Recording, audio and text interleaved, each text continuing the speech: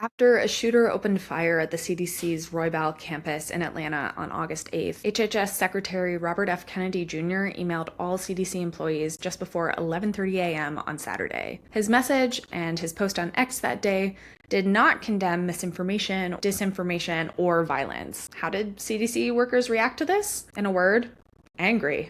This situation sounds like it is every public health expert's worst nightmare. Yeah, definitely their worst fear manifested. Someone who is so moved by misinformation or disinformation that they resort to violence. Public health officials have been harassed and disrespected since the early days of the COVID pandemic, and while that eased for a time after people adjusted to the new normal of living with COVID, it's recently come roaring back with an HHS secretary who's been overturning all types of norms in the public health and health policy worlds. Former Surgeon General Dr. Jerome Adams, who served under the first Trump administration, noted that it took Kennedy 18 hours to issue a public response, and he said it was a tepid one at that. My CDC sources shared Kennedy's internal all-staff email with me, and it didn't mention misinformation, disinformation, or violence.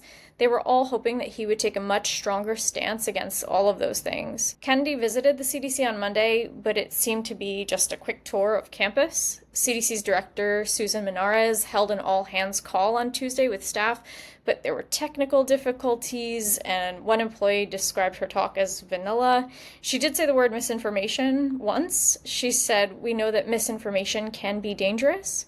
And she talked about the need to rebuild trust in the agency and use, quote, rational evidence-based discourse spoken with compassion and understanding. That is how we will lead. I think CDC employees are still very upset about the lackluster response. They're worried about their own safety, especially on campus. And they're really upset that someone died. A police officer lost their life because someone else believed misinformation about COVID vaccines. We'll be keeping everyone at the CDC in our thoughts for sure.